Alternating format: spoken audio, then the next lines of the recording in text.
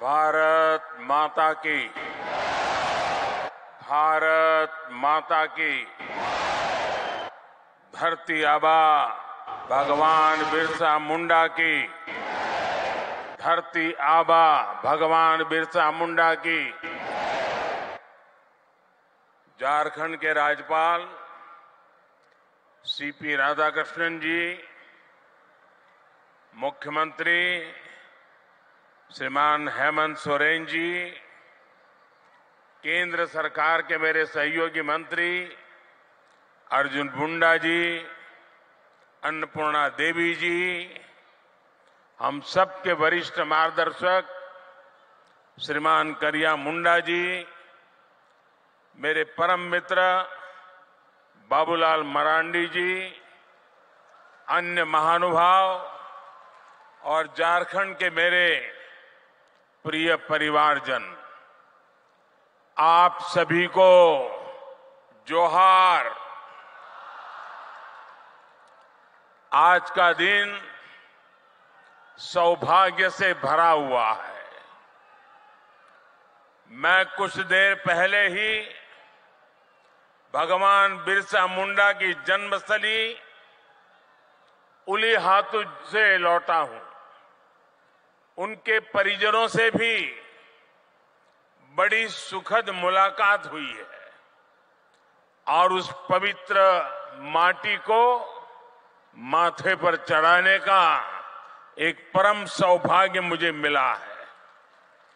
मुझे भगवान Birsa Munda memorial park और फ्रीडम फाइटर म्यूजियम देखने का भी अवसर मिला है। 2 साल पहले आज के ही दिन मुझे ये म्यूजियम देश को समर्पित करने का सौभाग्य मिला था। मैं सभी देशवासियों को जनजातीय गौरव दिवस की बहुत बहुत बधाई देता हूं, अपनी शुभकामनाएं देता हूं और देश के सैकड़ों स्थानों पर देश के सभी वरिष्ठ जन आज झारखंड का स्थापना दिवस भी मना रहे हैं। अटल जी के प्रयास से ही इस राज्य का गठन हुआ था। देश को, विशेषकर झारखंड को अभी 50,000 करोड़ रुपए की अलग अलग योजनाओं का उपहार मिला है। आज झारखंड में रेलवे इंफ्रास्ट्रक्चर और कनेक्टिविटी के विस्तार के तहत कई रेल परियोजनाओं को शुरू किया गया है। आपको ये जानकर खुशी होगी कि झारखंड भी देश के 100%, 100% इलेक्ट्रिफाइड रेल रूट वाला राज्य बन गया है। इन परियोजनाओं के लिए मैं आप सभी मेरे झारखंड वासियों को बहुत सारी बधाई देता हूं।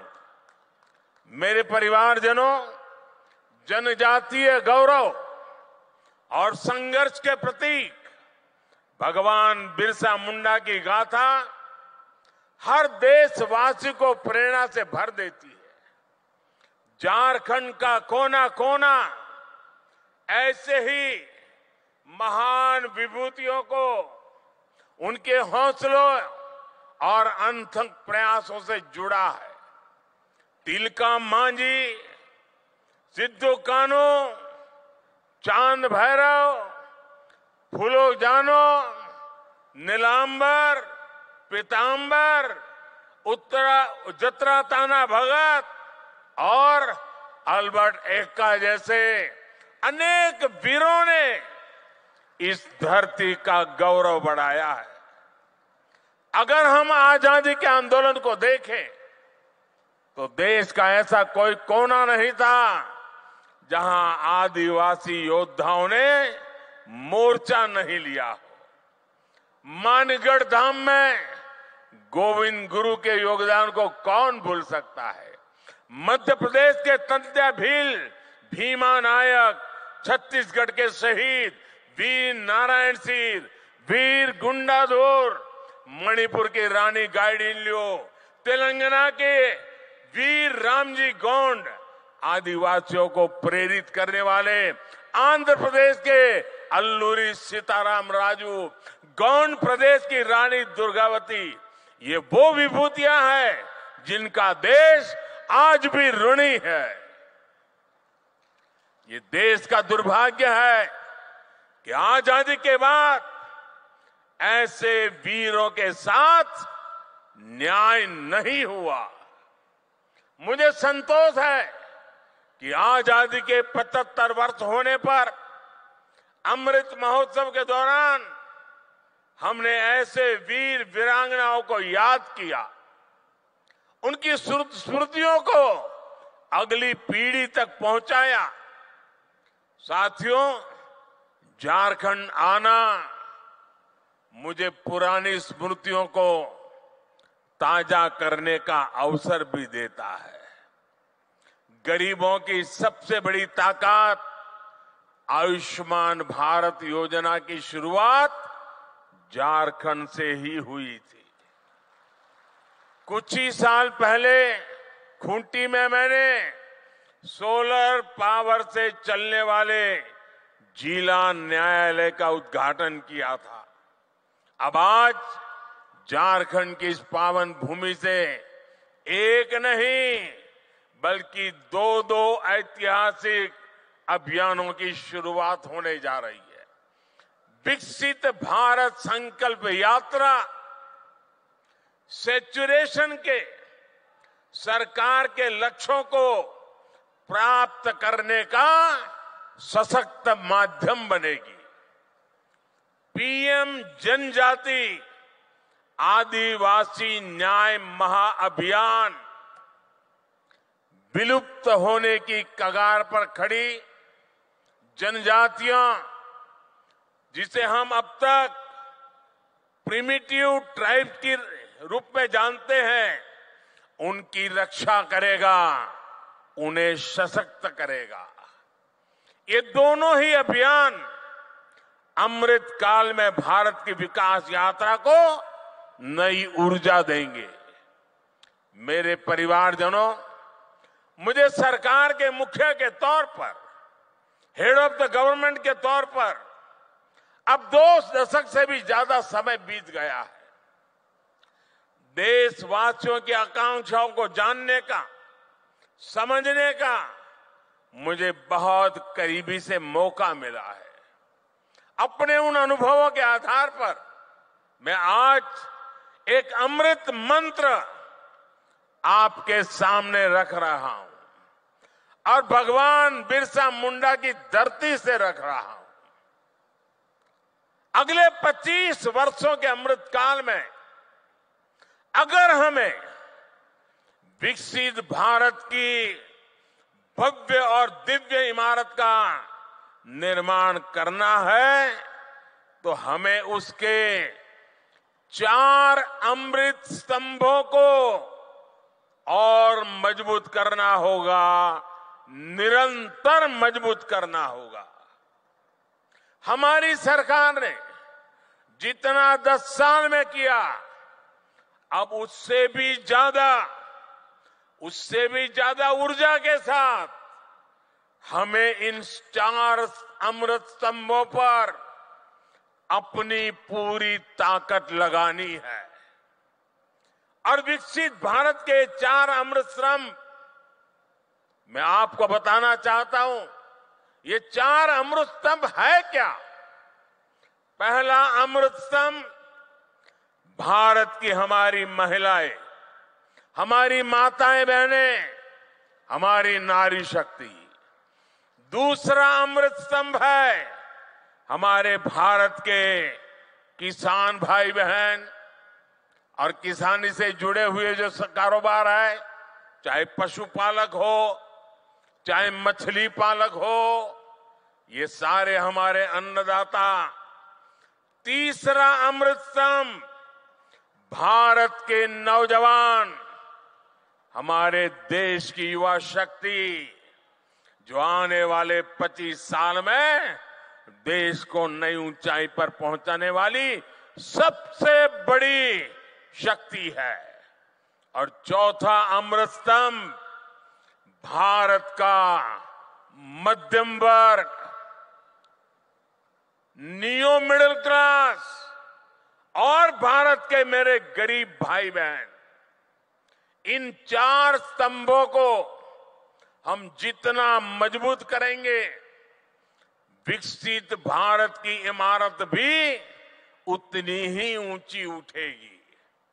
मुझे संतोष है कि बीते 10 वर्षों में इन 4 स्तंभों को सशक्त करने के लिए जितना कार्य हुआ है उतना पहले कभी नहीं हुआ। साथियों, आज तक और आजकल हर तरफ भारत की इस सफलता की चर्चा है कि हमारी सरकार के 5 वर्षों में 13 करोड़ से ज्यादा लोग गरीबी से बाहर निकले हैं। आखिर बीते कुछ वर्षों में ऐसा क्या हुआ जो इतना बड़ा परिवर्तन जमीन पर देखने को मिला है। 2014 में जब हमें आप सबने दिल्ली की गादी पर बिठाया, सरकार चलाने का दायित्व दिया, उस दिन से हमारा सेवा काल शुरू हुआ है। हम सेवा करने के लिए आए हैं और उस सेवा काल की बात करूं तब उस समय हमारे आने से पहले भारत की एक बहुत बड़ी आबादी मूलभूत सुविधाओं से वंचित थी। देश के करोड़ों गरीबों ने इस बात की उम्मीद भी छोड़ दी थी कि कभी उनका जीवन बदल पाएगा। और सरकारों का रवैया भी ऐसा था कि वो खुद को जनता का माई बाप समझती थी। हमने माई बाप की भावना से नहीं बल्कि सेवक की भावना से आपके सेवक की तरह काम करना शुरू किया।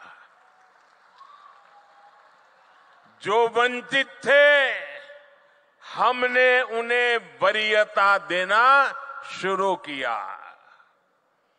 जिन्हें सबसे दूर समझा जाता था, सरकार खुद चलकर उनके पास गई। जो दशकों से उपेक्षित थे, हमारी सरकार उनका संबल बनी, उनकी साथी बनी।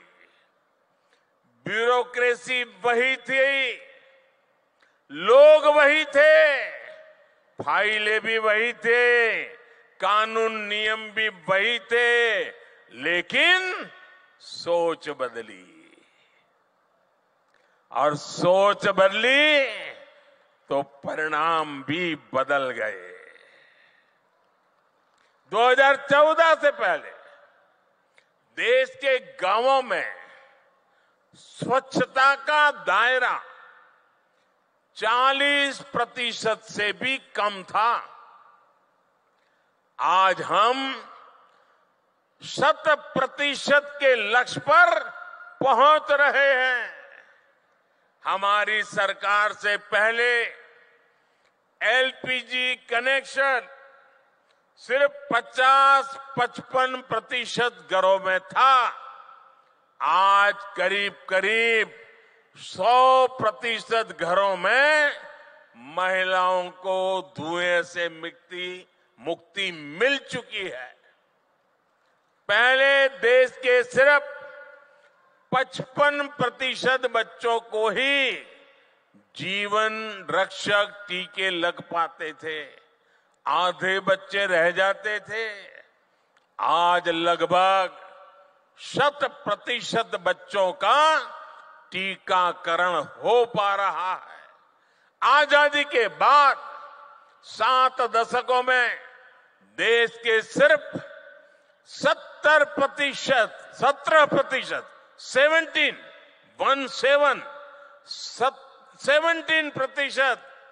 ग्रामीण परिवारों तक नल से जल की सुविधा थी। 20% भी नहीं। जल जीवन मिशन की वजह से आज ये भी 70% तक पहुंच रहा है। और साथियों, हम आप जानते हैं कि समाज में जिनको उस समय मिला था वो कौन थे? ये शुरुआती मलाई मिली वो लोग कौन थे? ये सारे रसूखदार लोग हुआ करते थे। जो संपन्न लोग होते थे, जिनकी सरकार में पहुंच होती थी, पहचान होती थी, वो सुविधाएं और व्यवस्थाएं आसानी से जुटाते थे और सरकार का भी मन दिमाग ऐसा था, उन्हीं को ज्यादा देते थे। लेकिन जो लोग समाज में पीछे रहे थे, जो मूल सुविधाओं से वंचित थे, उन पर ध्यान देने वाला भी कोई नहीं था।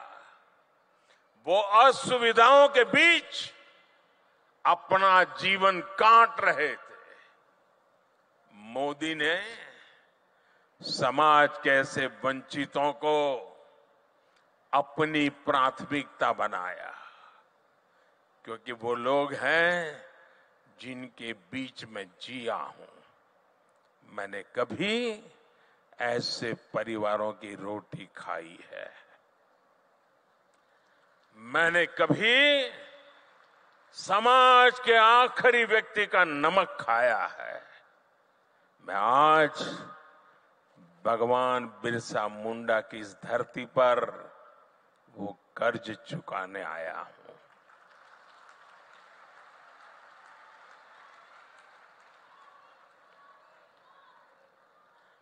मेरे परिवारजनों, आमतौर पर सरकारों का रवैया रहता है कि जो आसानी से हासिल हो जाए उस लक्ष्य को पहले प्राप्त करो। लेकिन हमने दूसरी रणनीति पर काम किया। मैं तो ज्ञानियों को कहूंगा इसका अध्ययन करें। आपको याद होगा, आजादी के इतने दशकों के बाद भी 18,000 गांव ऐसे रह गए थे जहां बिजली नहीं पहुंची थी। 18वीं शताब्दी में जीने के लिए, अंधेरे में जीने के लिए मजबूर थे। उन्हें अंधेरे में जीने के लिए छोड़ दिया गया था, क्योंकि वहां बिजली पहुंचाने के लिए कई तरह की मुश्किलों का सामना कठिन था, मैं मानता हूं। लेकिन कठिन था तभी तो करना होता है। मक्खन पे लकीर तो हर कोई करता है, अरे पत्थर पर भी तो लकीर करनी चाहिए। और मैंने लाल किले से वादा किया था देश को कि मैं 1000 दिन में 18,000 गांवों तक बिजली पहुंचाने का कठिन संकल्प मैंने सार्वजनिक रूप से लिया था। और आज मुझे सर झुका करके कहना है कि ये आपके सेवक ने उस काम को समय पर पूरा कर दिया था। साथियों, हमारे देश में 110 से ज्यादा जिले ऐसे थे जो विकास के हर पैरामीटर पर पिछड़े हुए थे, बहुत पीछे थे। इन जिलों पर पुरानी सरकारों ने थप्पा लगा दिया, ये तो पिछड़े हैं। और पहले की सरकारें बस उसकी पहचान कर ली, ये बेकार है, पिछड़े हैं, आगे कुछ नहीं हो सकता है, और सरकार सोती रही। इन जिलों में शिक्षा, स्वास्थ्य सुविधाएं दशकों से दयनीय स्थिति में थी। और संयोग देखिए कि इन्हीं पिछड़े जिलों में देश की सबसे ज्यादा मेरे आदिवासी परिवारों की जनसंख्या रहती थी। जब अफसरों को पनिशमेंट पोस्टिंग करनी होती थी तो इन्हीं जिलों में भेज दिया जाता था। थका हुआ, हारा हुआ, नाकाम जो व्यक्ति है उसी को कहते जाओ यार तुम उधर रहो, तुम्हारा इधर काम नहीं है। अब वो जाके क्या करेगा? इन 110 से ज्यादा जिलों को अपने हाल पर छोड़कर भारत कभी विकसित नहीं हो सकता था। इसलिए वंचितों को वरीयता के सिद्धांत पर चलते हुए हमारी सरकार ने इन जिलों को एस्पिरेशनल डिस्ट्रिक्ट, आकांक्षी जिलों के रूप में घोषित किया। हमने इन जिलों में सरकारों को विश्वास में लेकर के सबसे होनहार अफसरों को नियुक्त करने पर जोर दिया। जिन जिलों में हम शिक्षा, स्वास्थ्य, सड़क ऐसे अनेक विषयों पर शून्य से काम शुरू करके सफलता के नए शिखर पर पहुंच रहे हैं। यहां झारखंड में भी ये अपना खूंटी समेत ऐसे कई जिले उस सूची में है। अब आकांक्षी जिला अभियान की सफलता को आकांक्षी ब्लॉक कार्यक्रम के जरिए इसका विस्तार किया जा रहा है। मेरे परिवारजनों, दशकों तक हमारे देश में सोशल जस्टिस, सामाजिक न्याय और सेक्युलरिज्म न जाने रोज सुबह शाम इसके गीत तो बहुत गाए, बयानबाजी बहुत होती रही। सच्चा सेक्युलरिज्म तभी आता है जब देश के किसी भी नागरिक के साथ भेदभाव की सारी संभावनाएं खत्म हो जाए।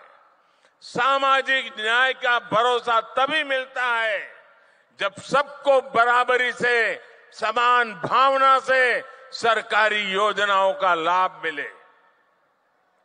दुर्भाग्य से आज भी बहुत से राज्यों में कई गरीब हैं जिनके पास योजनाओं की पर्याप्त जानकारी नहीं है।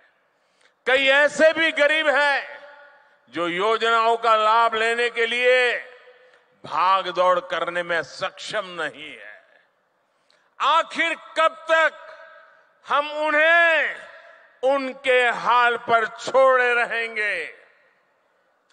इसी दर्द में से, इसी पीड़ा में से, इसी संवेदना में से ये एक सोच निर्माण हुई है और इसी सोच के साथ अब आज से विकसित भारत संकल्प यात्रा शुरू हो रही है।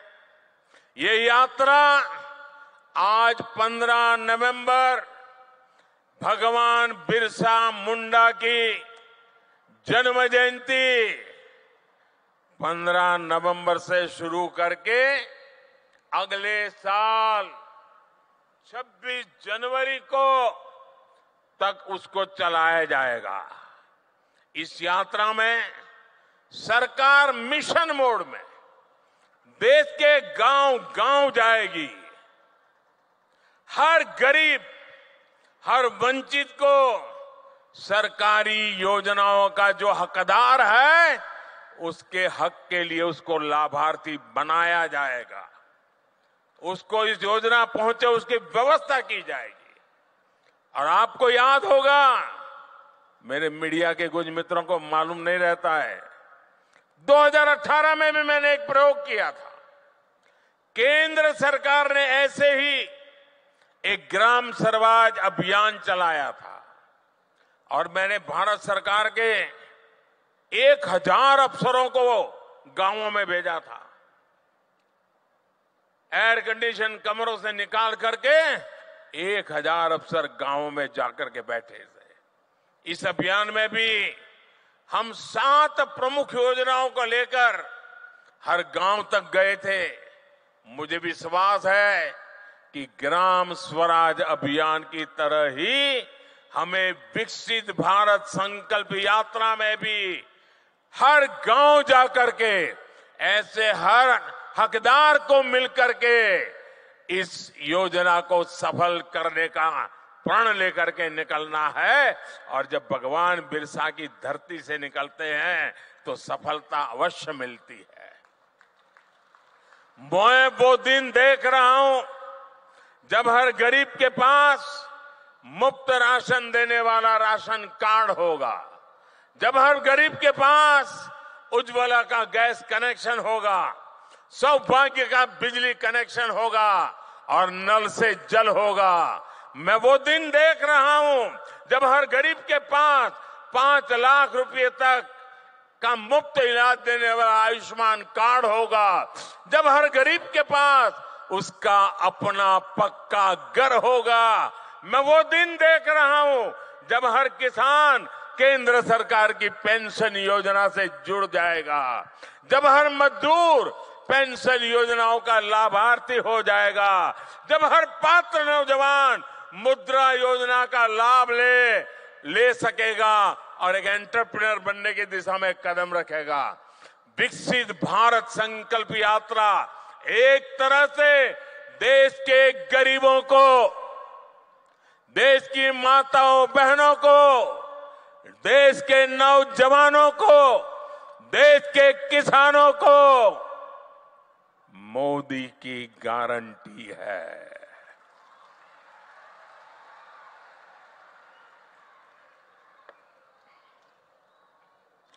और जब मोदी की गारंटी होती है ना, तो आप जानते हैं वो गारंटी क्या होती है? मोदी की गारंटी यानी गारंटी पूरा होने की भी गारंटी।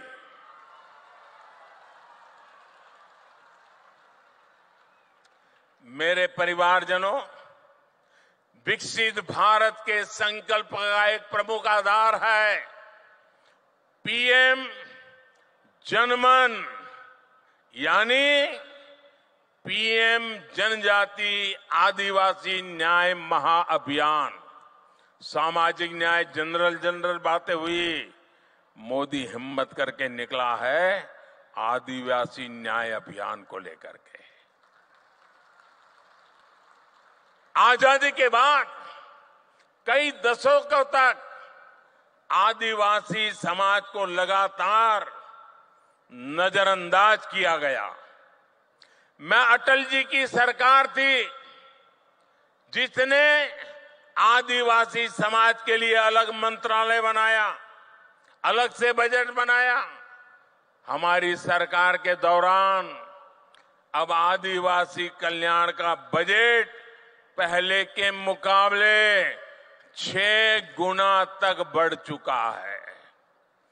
पीएम जनमन योजना का नाम रखा है पीएम जनमन। पीएम जनमन यानी पीएम जनजाति आदिवासी न्याय महाअभियान।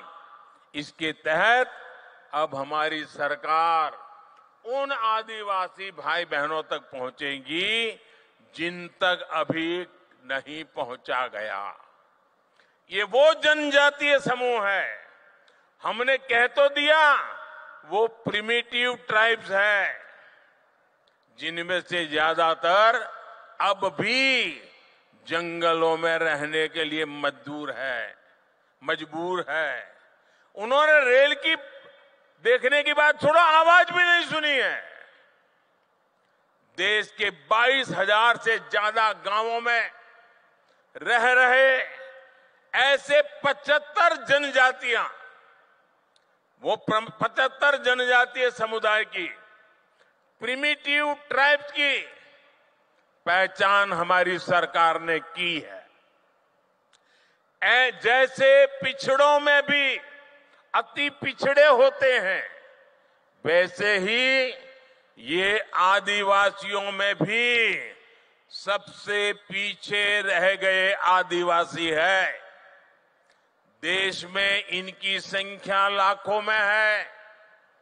इन सबसे पिछड़े आदिवासियों को मूल सुविधाएं भी नहीं मिली हैं।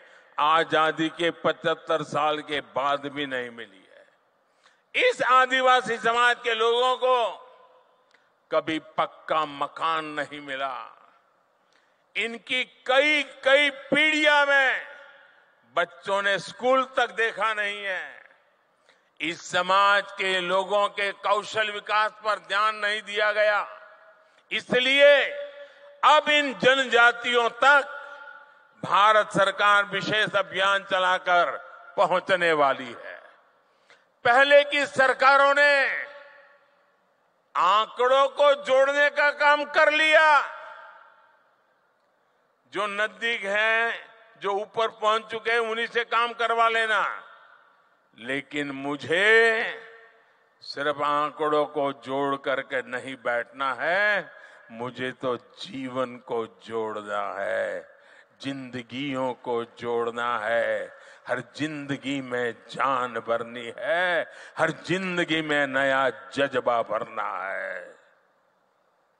इसी लक्ष्य के साथ आज पीएम जनजाति आदिवासी न्याय महाअभियान यानी पीएम जनमन, हम जनगण मन तो गाते हैं, आज मैं पीएम जनमन के साथ इस महाअभियान की शुरुआत हो रही है। इस महाअभियान पर भारत सरकार 24,000 करोड़ रुपए खर्च करने जा रही है। साथियों, इस महाअभियान के लिए मैं विशेष तौर पर आदरणीय राष्ट्रपति द्रौपदी मुर्मू जी का आभार व्यक्त करना चाहता हूं। हमने अभी उनका वीडियो संदेश भी सुना है। जब वो यहां झारखंड में राज्यपाल थी और उससे पहले जब ओडिशा में भी वो मंत्री के रूप में काम करती थी, सामाजिक कार्यकर्ता के रूप में काम करती थी, तो ऐसे आखिरी छोर पर रहने वाले आदिवासी समूहों को आगे लाने के लिए वो दिन रात प्रयास करती रहती थी। राष्ट्रपति बनने के बाद भी वो राष्ट्रपति भवन में ऐसे समूहों को सम्मान के साथ बुलाती रही, उनकी समस्याओं को समझ करके उसके उपाय की चर्चा करती रही।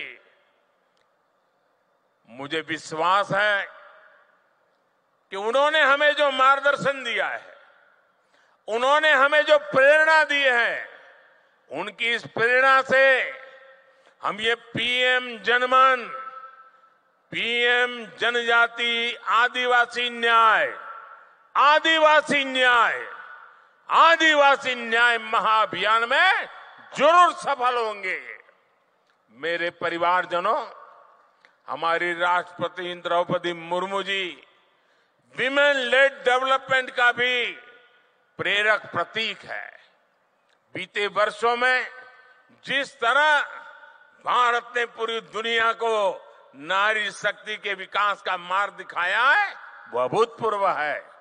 ये वर्ष माताओं, बहनों, बेटियों की सुविधा, सुरक्षा, सम्मान, स्वास्थ्य और स्वरोजगार के रहे हैं।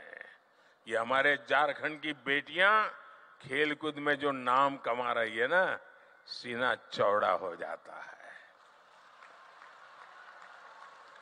हमारी सरकार ने महिलाओं के जीवन के हर पड़ाव को ध्यान में रखते हुए उनके लिए योजनाएं बनाई।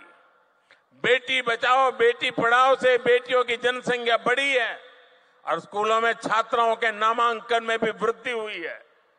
सरकारी स्कूलों में छात्राओं के लिए अलग शौचालय निर्माण से स्कूल छोड़ने की मजबूरी कम हुई है।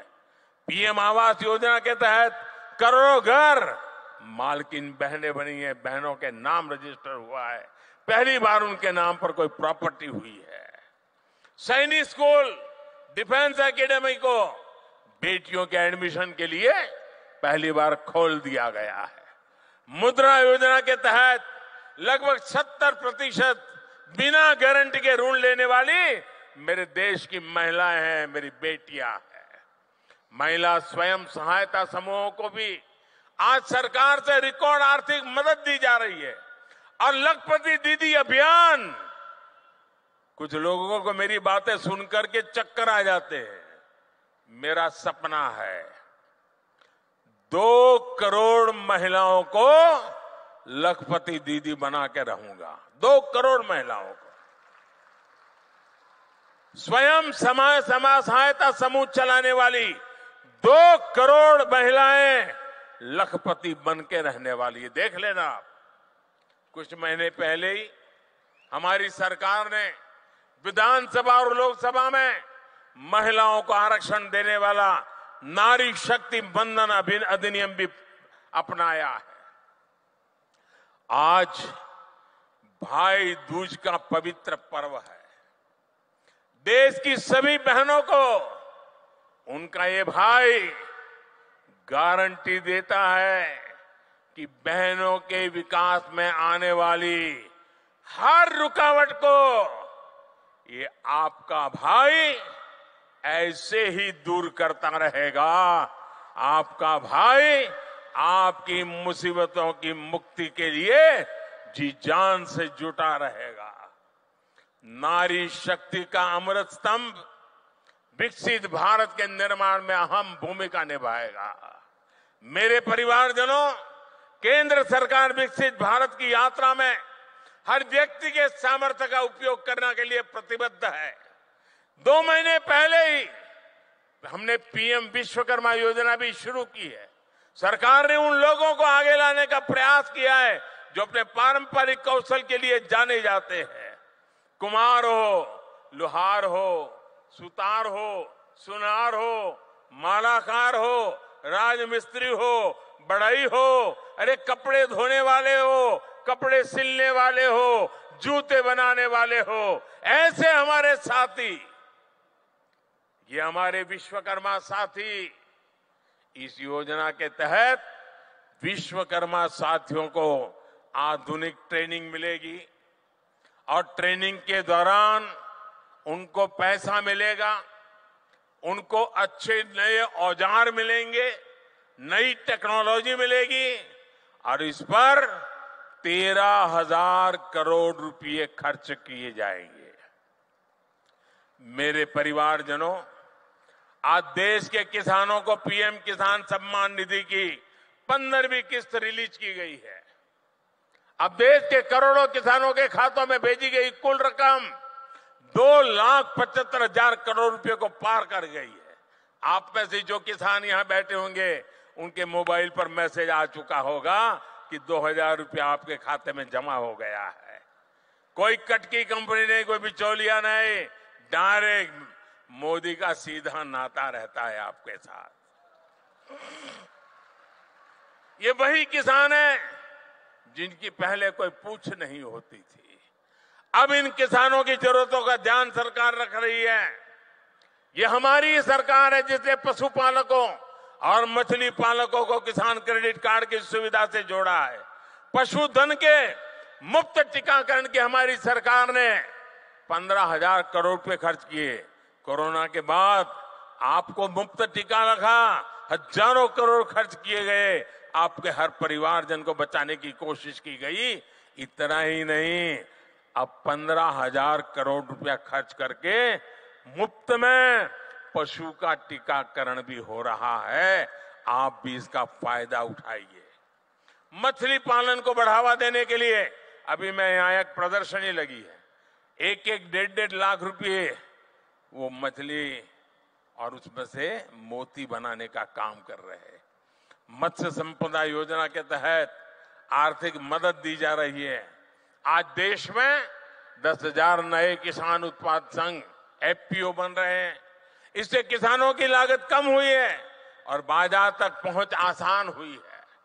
हमारी सरकार के प्रयासों से इस वर्ष इंटरनेशनल मिलेट ईयर मनाया जा रहा है। मोटे अनाज को श्री अन्न की पहचान देकर विदेश के बाजारों तक पहुंचाने के लिए पूरी तैयारी हो रही है। इसका भी लाभ हमारे आदिवासी भाई बहनों को होगा। साथियों, सरकार के इन चौतरफा प्रयासों से झारखंड जैसे राज्यों में नक्सली हिंसा में भी कमी आई है। 1-2 साल में झारखंड की स्थापना के 25 साल पूरे होने जा रहे हैं। ये झारखंड के लिए बहुत ही प्रेरणादायी समय है।